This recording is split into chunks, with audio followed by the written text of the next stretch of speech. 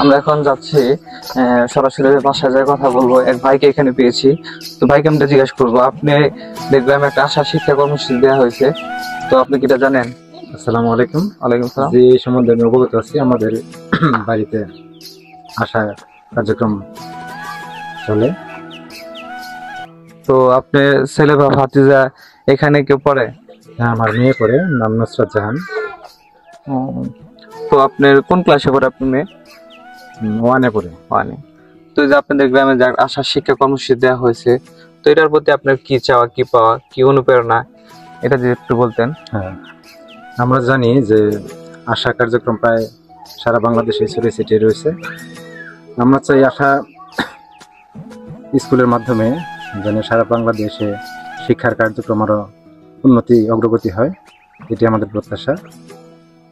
বুঝতে পারলাম যে আপনাদের পুরো বাংলাদেশে আমাদের বর্তমান আশা শিক্ষা কর্মসূচি চলমান রয়েছে, আপনারা চাচ্ছেন যে আরো একটু উন্নত হোক, এমনকি আমাদের যে শিক্ষার্থীরা পড়ে তাদেরকে আর একটু উন্নত করে রিফ্রেশ করুক, তো এটাই আপনারা চাচ্ছেন, তাই না? জি। অসংখ্য ধন্যবাদ বলার জন্য। এখন আমরা যাবো যে একটি আপা কাজ করতেছি, আপার সাথে আমরা সরাসরি কথা বলবো যে আপার ছেলে বা ভাতিজা এখানে কেউ পড়ে নাকি। আসসালামু আলাইকুম, ভালো আছেন? এই তো আলহামদুলিল্লাহ ভালো। আপনার ছেলে বা ভাতিজা আশা থেকে পড়ে? আপনাদের গ্রামে যে একটা আশা শিক্ষা কর্মসূচি দেওয়া হয়েছে, এখানে কি পড়ে আপনার ছেলে বা ভাতিজা? আমার মেয়ে পড়ে, আমার ভাস্তি পড়ে, তারপরে আমার মেয়েকে সবাই পড়ে এখানে। তো আপনাদের গ্রামে যে যে আশা শিক্ষা কর্মসূচি দেওয়া হয়েছে, আপনার মেয়ে পড়ে, এখান থেকে আপনার মেয়ে কতটুকু শিখতে পারে বা কতটুকু ফিডব্যাক পায়? আমার মেয়ে অনেক ভালো পারে এখন, ভালো পারে, বেকি এখন শিখছে, এখন বেকি পারে গেল পারে।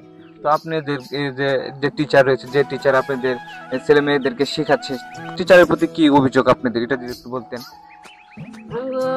টিচারের কোনো অভিযোগ নাই, যদি পড়বা যদি না যায় তাহলে যে বাচ্চা যে মনে করুন যাইয়া নিয়ে আসে কথা যদি শিক্ষার্থীরা না যায় তাহলে সরাসরি টিচার যায় না, বাসা যায় না, কথা বলি যে কেন আসে না, কেন যাচ্ছে, মানে এই বিষয়ে টিচার আলোচনা করে বাসায় বাসায় যায় না অনুপস্থিত শিক্ষার্থী। আমরা এখানে দেখবো যে আমাদের কিছু শিক্ষার্থী খেলাধুলা করতেছে। এই বাবুরা এখানে আসো তো, কেমন আছো তোমরা সবাই? এই তো আলহামদুলিল্লাহ ভালো। তোমার নাম কি?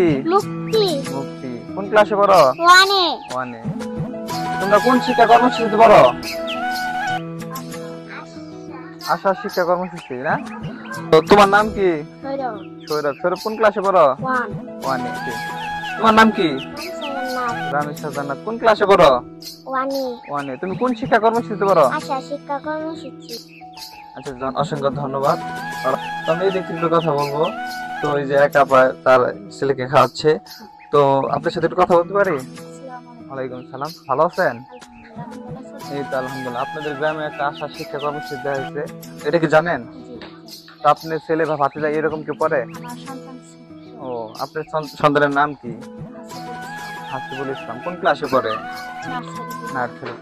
তো আপনার ছেলেকে যে এখানে দিয়েছেন, কি শিখতে পেরেছে আপনার ছেলে? আল্লাহর রহমতে ভালো শিক্ষা পেয়েছে, অনেক এগিয়ে গেছে, আশা করি আরো এগিয়ে যাবে, এটাই আমার কাছে আশা। আর সবচাইতে বড় হয়েছে যে মায়ের কাছে তো সেরকম পড়া হয় না, তো এই ম্যাডামের কাছে অনেক শিক্ষা পেয়েছে, আমার সন্তান অনেক এগিয়ে গেছে।